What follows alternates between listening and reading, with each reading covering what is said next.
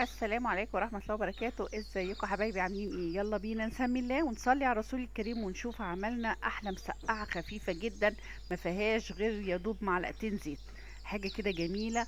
وبعدين مسقعة مختلفة غير المسقعة اللي احنا متعودين عليها. انا هنا معايا البطاطس دي، كنت سلقاها نص سلقة وحطها على الوش بتاع المسقعة علشان تكمل بس سواها على البخار. يلا بينا نشوف عملنا احلى مسقعة دي ازاي.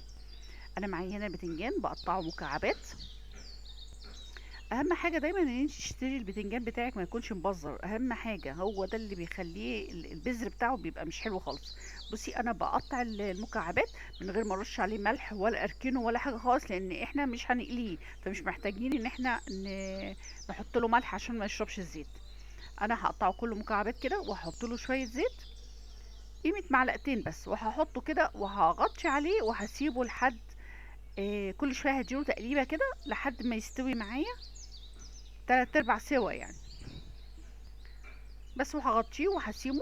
وبعد كده هو كان تقريبا يعني ابتدى يخش في السوا، هحط له البهارات بتاعته وهقلب كمان تقليبه وهسيبه برضو وهغطي عليه لحد ما يخش تقريبا في السوا. انا هنا بجيب الفلفل بتاعي دايما وبشيل البذر منه، ما بحب احطش بذر نهائي في الاكل بتاع الفلفل، ده مش صحي خالص يا جماعه.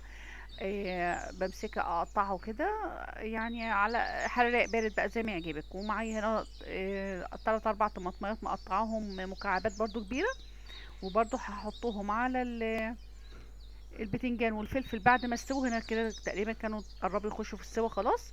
حطيت ليمونتين، عصرت ليمونتين بيديله طعم حلو قوي قوي.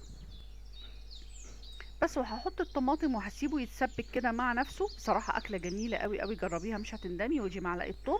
وبعد كده هحط البطاطس من فوق تكمل سواها على البخار اللي طالع من الخضار ده. وربنا يحسن ما بين ايديكم وتكون أكلة خفيفة كده وتعجبكم إن شاء الله، وجربوها وتدعولي. ومتنسونيش في اللايك. باي باي.